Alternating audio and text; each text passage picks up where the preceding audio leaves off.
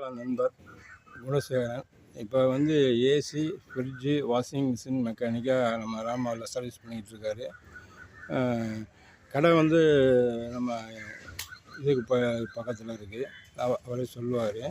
இப்போ நம்ம கடைக்கு வந்தார். நான் தான் கூட்டிகிட்டு வந்து அந்த இப்போ சீசன் நேரமில் ஏசி, அதனால் ஏசியை பற்றி என்னென்ன இது வரும் என்னென்னு கேட்குறதுக்காக இப்போ வந்தேன். நீங்கள் சொல்லுங்கள் அப்படின்னாப்புல அந்த இப்போ அவங்கள்ட்ட சில விளக்கங்கள் கேட்போம். இப்போ ஏசி வாங்கணும்னா நம்ம என்ன ஏசி நம்ம வீடுகளுக்கு நல்லா கரெக்டாக இருக்குது, இப்போ உள்ளது எது நல்லா மார்க்கெட் ட்ரெண்டிங்காக இருக்குது அப்படின்னு சொல்லுங்கள். வணக்கம். வணக்கம் அன்பு நண்பர்களே. இப்போ கோடை காலம் வந்துருச்சு.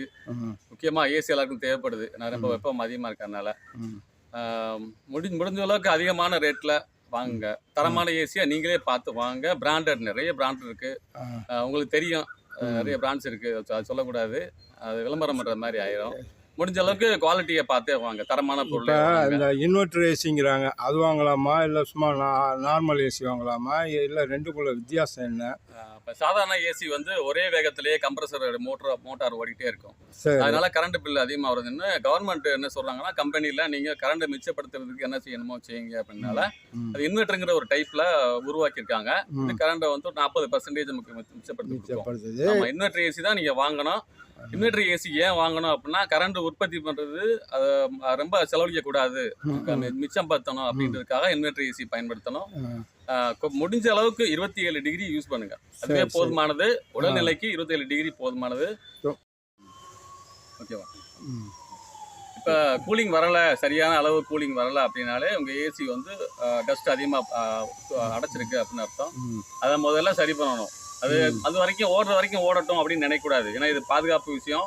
இன்னொன்று ஆரோக்கியம் நிறைய இதில் இருக்கு. ஏசிங்கிறதுல ஆரோக்கியம் இருக்கு. அந்த டஸ்ட் இதெல்லாம் ஃபார்ம் ஆக உங்களுக்கு வர்றது கம்மியாயிரும். அப்புறம் ஃபேன் அதிகமாக ஓடும், கரண்ட் பில் அதிகமாக வரும். இந்த மாதிரி நிறைய விஷயங்கள் இருக்கு. பராமரிக்கிறது ரொம்ப முக்கியம். அதனால ஏர் ஃபில்டர் உங்களுக்கு ஒன்று இருக்கு. அது கட்டாயம் நீங்க மாசத்துக்கு ஒரு தடவை நீங்க க்ளீன் பண்ணி ஆகணும். கட்டாயம் க்ளீன் பண்ணாதான் ஏசினுடைய கூலிங் அளவு நல்லா இருக்குங்க. ஆமா. இப்போ அந்த நார்மல் ஏசிக்கு இந்த இன்வெர்டர் ஏசிக்குன்னு சொன்னீங்க. இன்வெர்டர் ஏசி சர்வீஸ் செலவு அதிகமாக வருதுன்னு சொல்றாங்க. அது எப்படி? ஏசிங்கிறது ரொம்ப முக்கியமா பராமரிக்கணும். நீங்க கட்டாயம் மாசம் ஒரு தடவை ஃபில்டர் க்ளீன் பண்ணணும். 3 மாசத்துக்கு ஒரு தடவை கட்டாயம் நீங்க ஏசியை சர்வீஸ் பண்ணியே ஆகணும். ஏன்னா நம்ம 6 மாதம் எப்படி நம்ம கிட்டத்தட்ட 6 மாதம் தான் வெயில் ரொம்ப அதிகமாக பயன்படுத்துறோம். அதனால கட்டாயம் சர்வீஸ் பண்ணி போடணும். அது கண்டுக்கிறவே இல்லாம சும்மா போட்டு விட்டு தேவைப்படும் போது போட்டு சும்மா நீங்க போட்டுட்டு இருந்தீங்க அப்படின்னா இன்வெர்டர் ஏசி நிச்சயமா கெட்டு போயிடும். அதனால பராமரிக்கிறது ரொம்ப ரொம்ப முக்கியம். கெட்டு போறதுக்கு பிறகு செலவழிக்கிறதுங்கிறது சொல்ல முடியாது. நம்ம முடிஞ்ச அளவுக்கு எப்படி நம்ம சர்வீஸ் பண்ணுங்கிறது கட்டாயம் இருக்கு, அதை பண்ணிக்கோங்க. ஒரு சின்ன வீட்டுக்கு என்ன அளவு ஏசி வாங்கணும், கொஞ்சம் நார்மல் வீட்டுக்கு என்ன அளவு ஏசி வாங்கணும்? 10 அளவுக்கு 10x10 இருக்குல்ல, அந்த அளவுக்கு ஒரு 1 டன் ஏசிங்கிறது அளவுல வாங்கணும். அதாவது ஒரு ரூம் வந்து 10க்கு 8 இருக்கு, அவ்வளவுதானே இருக்கு. 2 டன் போதும். ஒரு டன் போதும். நல்ல பெரிய வீடு, ஹால் எல்லாத்துக்குமே ஸ்ப்ரெட் ஆகணும்னா அது வேற மாதிரி போடணுமா? அப்படி இல்லை, ரூமுக்கு மட்டும் தான் ஏசி பயன்படுத்தணும். 10க்கு 12க்கு மேல நீங்க 1.5 1 டன் சொல்றோம், அதை கட்டாயம் போடணும். ரூமை பார்த்துட்டு தான் ஏசி வாங்கணும். நீங்க சின்ன ரூமு கூட நீங்க பெரிய ஏசி வாங்கணும்னு அவசியம் இல்லை, தான் அதிகமாகும். நம்ம சின்ன ரூம்னா நம்ம அந்த 1 டன் கீழேயா இல்லை 1 டன் தானே? 1 டன் தான். 1 டன் ஏசி வாங்கினாலே போதும். நம்ம நார்மல் வீடுகளுக்கு ரூமுக்கு 1 டன் ஏசி வாங்கினாலே போதும். ஆமா, ரூமை பொறுத்து இருக்கு. பெரிய ஏசினா 1 டன் வாங்கி அளவை பொறுத்து நீங்களே தேர்ந்தெடுத்து வாங்கணும். உங்களுக்கு பிடிச்ச மாதிரி காசு இல்லை அப்படின்றதுக்காக ஏசி வாங்கிட்டு அதுக்கப்புறம் தேவையில்லாத பிரச்சனைகள்லாம் வரும், அதுக்கு மாட்டிக்காதீங்க. முக்கியமா நீங்க வந்து வீடு ரொம்ப அதிகமா ஹீட்டா இருந்துச்சு அப்படின்னா ஏசி ரொம்ப நேரம் ஓடும். அது இந்த காலங்கள்ல ரொம்ப அதிகமா ஓடும். முடிஞ்ச அளவுக்கு உங்க வீடுகள்ல மரங்களை சுத்தி இருக்கிற பகுதியில ஃபுல்லா மரங்கள் வச்சுக்கோங்க. வீட்டுக்கிட்ட மரம் இருந்துச்சு அப்படின்னா உங்க வீடு வெப்பம் குறைவா தான் எடுக்கும். இப்ப எங்க மரத்தை வைக்க விடுறாங்க, அதுதான் வந்து வீட்டை பாதிக்கும், அதை பாதிக்கும்னு சொல்லி சுத்தி இருக்கிற மரங்களை எல்லாம் வெட்டி. இயற்கை இல்லாம நம்ம வாழ முடியாது. அதை நான் உண்மையா ஆணித்தரமா சொல்றேன். இயற்கையோட சேர்ந்துதான் மனிதன் வாழ முடியும். அதனால இயற்கையை சேர்ந்துதான் இருக்கணும். மரம் இல்லாம மனிதர்கள் வாழவே முடியாது. வெப்பம் இனிவரும் காலங்கள்ல ரொம்ப அதிகமா இருக்கும். நீங்க வந்து வெப்பத்தினால நோய்கள் நிறைய வர ஆரம்பிச்சிடும். வீடு போகுது அது போகுது அப்படிங்கறதெல்லாம் ஒரு இது கிடையாது. இது நிறைய சொல்யூஷன் இருக்கு, அதுக்கெல்லாம் நீங்க பாத்துக்கிறோம். ஏன்னா அப்போ மரத்துக்கு அடியில தான் நம்ம வாழ்ந்தோம். திரும்பவும் நீங்க வந்து கட்டடம் மட்டும் கட்டி நான் ஏசி போட்டு இருந்துக்கிறவேங்கிறது வந்து ஏத்துக்க முடியாது. அது இன்னும் மேலும் மேலும் மேலும் பிரச்சனைகளை கொண்டுட்டு போகும். இயற்கையை சார்ந்துதான் நம்ம வாழ முடியும்.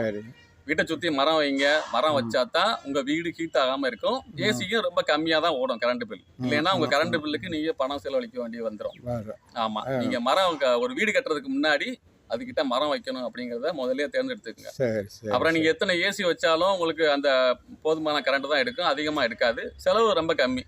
உங்களுக்கு பணம் வந்து வீணாகாது. நல்ல பசுமையான சூழ்நிலையில் வாழ சொல்றியா? வாழணும். அது தேவைப்படும் போது அந்த ஏசியை பயன்படுத்திக்கங்க. நம்ம சில பேர்லாம் எந்த நேரமும் ஏசிலே கிடப்பாங்க. எந்த காரணத்தை கொண்டும் நைட்ல நீங்க ஏசி பயன்படுத்துறீங்க அப்படின்னா காலையில உங்க ஜன்னல்லாம் திறந்து வெளிக்காத்து ஆக்சிஜனோட உள்ளுக்கு வரணும். ஆமா, அது ரொம்ப சும்மாவே அடைச்சி வச்சே ஏசியே யூஸ் பண்ணிட்டு பண்ணக்கூடாது. ஏன்னா அடைச்சிருந்துச்சு அப்படின்னா வெளிக்காத்து உள்ள போகாது. வெளியில் உள்ள காத்துல தான் ஆக்சிஜன் இருக்கு. அதனால எந்த நேரமும் பூட்டி போடாதீங்க. ஏசி பயன்படுத்த தவிர மற்ற நேரங்கள் ஃபுல்லா அவங்க என்ன நினைக்கிறாங்கன்னா ஏசி ரூமுக்குள்ள தூசி போயிடும் சொல்லி அதை பூட்டியே வச்சு யூஸ் பண்ணிக்கிட்டு இருக்காங்க. அப்படி இல்லாமல் நீங்கள் பகல் நேரங்களில் நல்லா ஜன்னலை திறந்து வச்சுட்டு எப்போ ஏசி போகிறோமோ அப்போ மட்டும் அடைச்சி வச்சுட்டு பயன்படுத்தலாம். ஆமா, வெளியில உள்ள காத்துல தான் ஆக்சிஜன் இருக்கும். நம்ம ரூம்ல உள்ள காத்துல ஆக்சிஜன் இருக்காது, போதுமானதா இருக்காது. அதனால எந்த நேரமும் அடைச்சு வச்சு ஏசி பயன்படுத்தாதீங்க. ஒரு மூச்சு தடல் மாதிரி ஒரு மாதிரி அடைக்கிறது மாதிரியே உங்களுக்கு ஒரு இதா இருக்கும். வெளியில வந்துட்டீங்கன்னா வித்தியாசமாகவும், ரூம்குள்ள போனா ஒரு மாதிரி இருக்கும். அந்த மாதிரி இருந்தது அப்படின்னா நீங்க வெளியில உள்ள காத்து உள்ளுக்கு உங்க வீட்டுக்குள்ள போகணுங்கிறத நல்லா தெரிஞ்சுக்கணும். இது எல்லாமே என்னுடைய அனுபவங்கள், பாடம், இந்த மாதிரி நிறைய விஷயங்கள் இருக்கு. 25 வருஷமா அந்த ஃபீல்டுல இருக்கேன். நிறைய கத்துட்டு இருக்கு. உங்களுக்கு நான் சொல்றத. ஆமா, முக்கியமா ஏசிய சர்வீஸ் பண்ணி வச்சுக்கோங்க. ஆமா, உடனே தேவைப்படும் போது மட்டும்தான் எல்லாரும் ஓடணும்னு நினைச்சீங்க அப்படின்னா ஏசி மெக்கானிக் எல்லாருமே பிஸியா இருக்கும்போது அவங்கள கூப்பிட்டு சண்டை போடுற மாதிரி வந்துடும். இப்போ வந்து ஏசி மெக்கானிக் வந்து ரொம்ப வாண்டடா இருக்கு. எங்கேயுமே ஒரு ஃபிட்டிங் பண்ண கூட ஆள் கிடைக்க மாட்டேங்குது. இது சீசன் அப்படி சீசன் வெயில் வர்றதுக்கு முன்னாடியே 2 மாசத்துக்கு முன்னாடியே கூப்பிட்டு நிதானமா இருக்கும் போது எல்லாம் சர்வீஸ் பண்ணி நல்லபடியா வச்சுக்குங்க.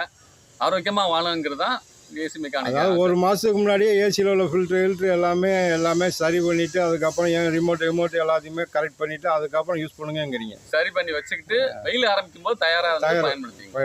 ஏன்னா இப்போ எல்லாமே எந்திர வாழ்க்கையாச்சு, அங்கங்கே ஓட ஆரம்பிச்சிடுறாங்க. அந்த டைம்ல எல்லாருக்கும் பிரச்சனை அது. முதல்ல சரி பண்ணி வச்சுக்கோங்க. ஆரோக்கியமா இருக்கலாம். எல்லாருமே நல்லா அந்த ஏசியை பயன்படுத்தலாம். ஏசிங்கிறத வந்து ஒரு அறுபடியா இதை பண்ணு அதை பண்ணு அப்படிங்கிற மாதிரி இல்லாம அதை மெதுவா டைம் கொடுத்து சர்வீஸ் பண்ண சொல்லி சந்தோஷமா ஆரோக்கியமா வச்சுக்கலாம். வேற என்னென்ன நீங்க சர்வீஸ் பண்றீங்க? ஏசி, ஃப்ரிட்ஜ், வாஷிங் மிஷின் மூணுமே பார்க்குறேன். இப்போ நம்ம கடை ராமாவில் எந்த இடத்துல இருக்கு? குமரியா கோயில்ல இருக்கு. குமரியா கோயில்ல இருக்கு.